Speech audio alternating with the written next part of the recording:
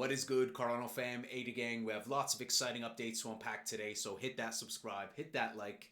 Linux Foundation Decentralized Trust adds major Cardano ADA bridge Wanchain to its approved vendor directory. This is going to help a lot with authority and perceived trust in the space. This is a fantastic announcement. And a quick look at the website for Linux Foundation Decentralized Trust, their mission statement: trust in a decentralized world, the open source foundation for decentralized technologies and ecosystems.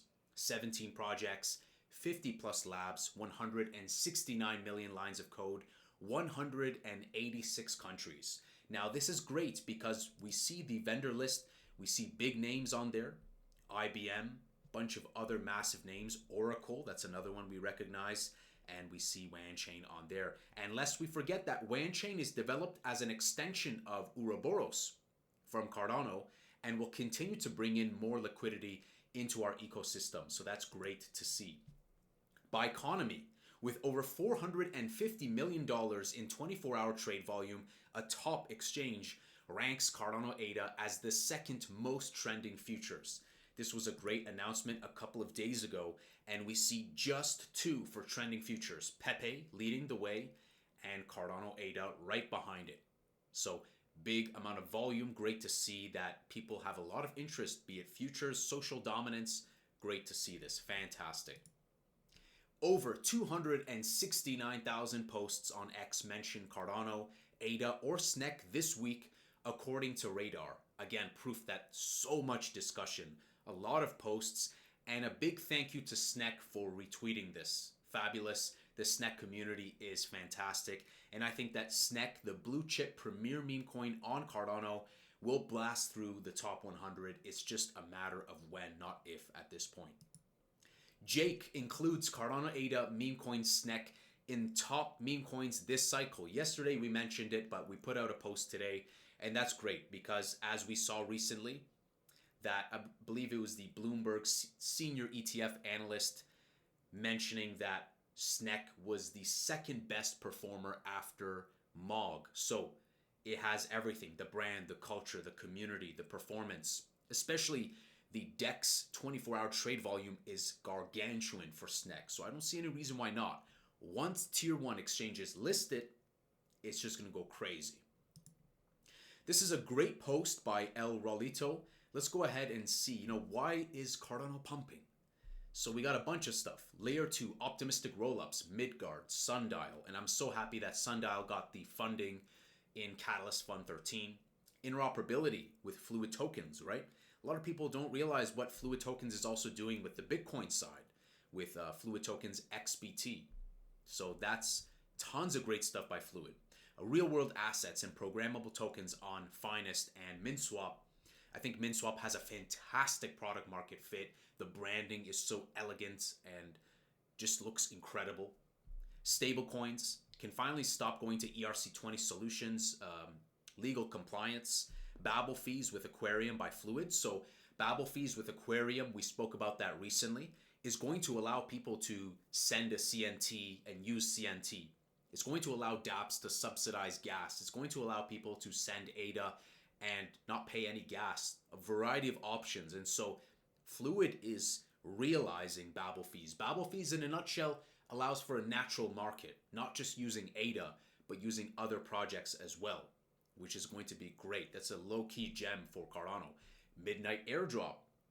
In the words of Charles, it's going to be the biggest economic event in history of Cardano.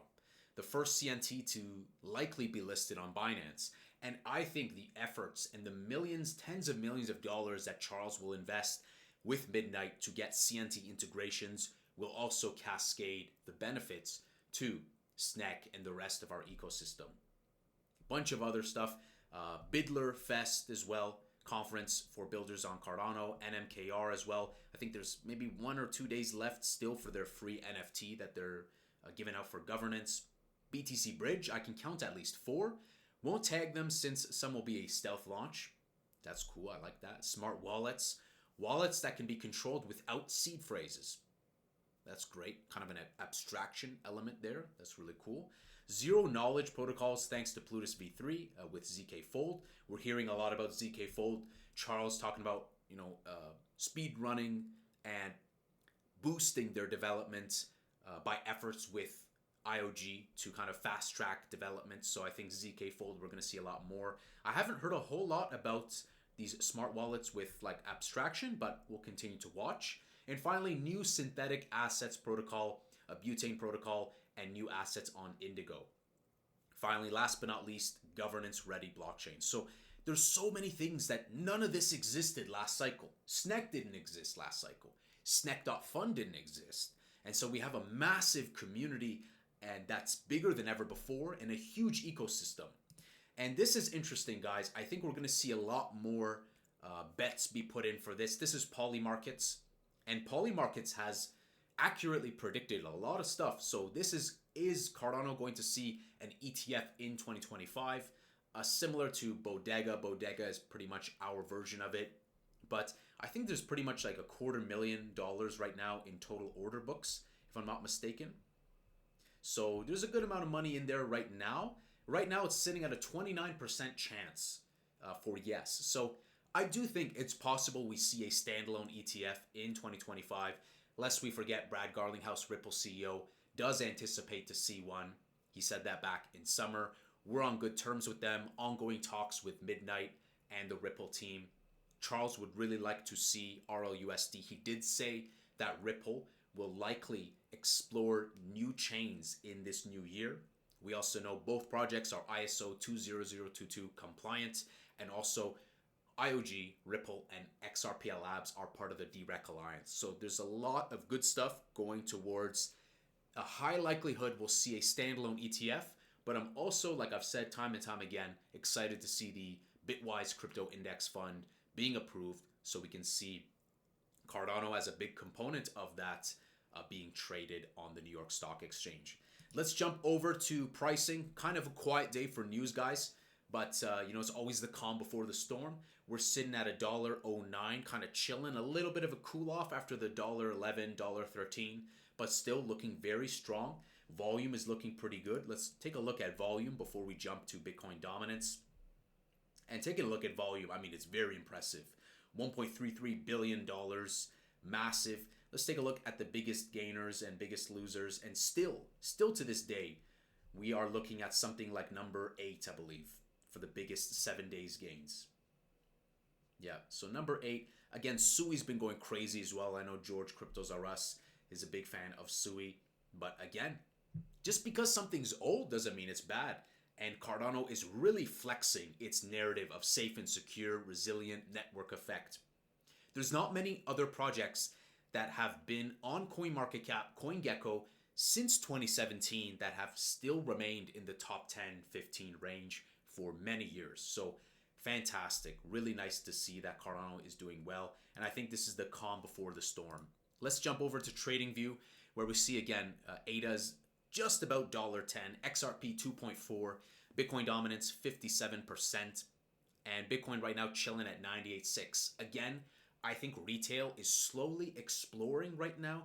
They're in the observation and research stage, and I think once Bitcoin goes past its previous all-time highs, we'll slowly see the floodgates open for Bitcoin dominance to tumble and more of retail kind of FOMOing into many altcoins. I think that there's going to be still a lot of upside to ADA, given that we did a 100x last cycle with no smart contracts. We just have so many beautiful things going on for ADA. So let me know, guys, what are your thoughts? I still remain unchanged with my price prediction of $5 to $7 as a baseline. I'm still anticipating 2 crescendos for altcoin season. We've been in altcoin season, but I don't believe that we've reached the 2 crescendos yet. I'm expecting the first one to be in Q1, Q2, and then the last one, Q4 of 2025, before we see the end of the bull run going into 2026, potentially launching the NFT season as we know it, and then kind of a bear market into 2026 and beyond. But that's my thoughts in terms of altcoin forecast, price predictions. Right now, of course, Charles is on his dark endeavor, and we're going to wait back to see from Charles and see how he's doing. So he's taking a little hiatus. And I'm just really excited, guys, for Bitcoin DeFi, RLUSD, Midnight Network, and especially Fluid. There's a lot of amazing builders in this space, SNEK.fun, Fluid, RWAs like Finest, that I'm really excited to see. And especially, speaking of Bitcoin DeFi, I'm really excited to see what Sheldon's going to do with Sundial. I think it also has a fantastic product market fit. And in my conversations with Sheldon, he seems to be very enthusiastic, very passionate about this project. So we're going to watch it closely. Also, guys, big shout out to Axeler Network. If you come across Axeler on Twitter, give them a follow, give them a thank you from Angry Crypto, because they were kind enough to share a couple of our tweets actually for Angry Crypto News, and one where we spoke about the potential to bring institutional adoption. So big shout out, big thank you to Axeler Network, which I think will also play a massive role to connect us to the rest of the ecosystem. So guys, have a fantastic day. Smash that subscribe, smash that like. I'll see you in the next Angry Crypto show.